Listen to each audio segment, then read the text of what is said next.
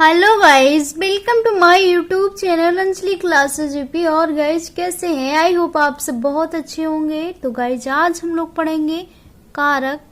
तो गाइस अगर आप चैनल पे नए हैं तो प्लीज आप हमारे चैनल को सब्सक्राइब कीजिए और आपका स्वागत है अपने यूट्यूब फैमिली में। तो चलिए हम लोग पढ़ते हैं हिंदी में। आज की टॉपिक है कारक। तो पहले हम जानते हैं कि कारक की परिभाषा क्या है। तो वाक्य में जिस शब्द का संबंध क्रिया से होता है उसे कारक कहते हैं। मतलब वाक्य में जिस शब्द का संबंध क्रिया से होता है उसे कारक कहते हैं। कारक 8 प्रकार के होते हैं। कारक का जो भेद है वो कितने प्रकार का होता है? 8 प्रकार का। तो पहला जो हमारा कारक होता है वो होता है कर्ता कारक। तो कर्ता कारक की डिफिनेशन देखते हैं, क्या है परिभाषा। वाक्य में काम करने वाले को कर्ता कारक कहते हैं। तो इसका चिन्ह होता है ने। कर्ता कारक का चिन्ह होता है ने।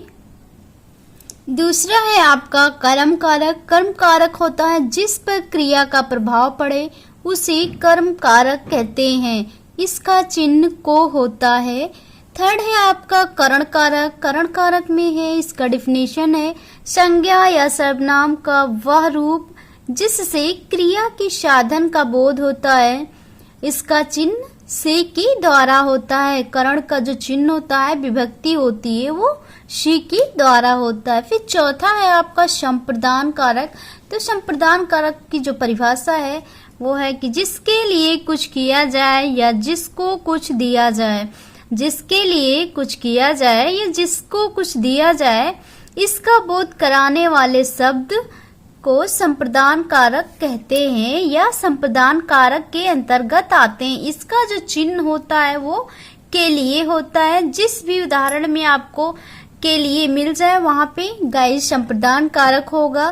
तो चिन्ह को ही विभक्ति भी कहते हैं। तो इसका जो चिन्ह होता है संप्रदान का के लिए होता है।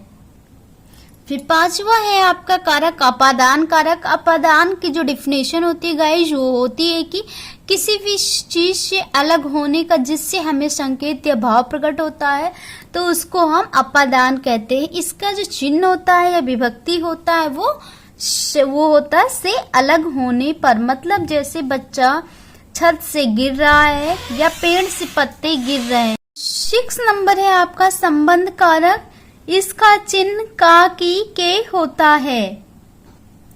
फिर 7वां नंबर है आपका अधिकरण कारक। तो संज्ञा या सर्वनाम के जिस रूप से क्रिया का आधार सूचित होता है वहां अधिकरण कारक होता है। इसका पहचान चिन्ह जो है वो में पर है।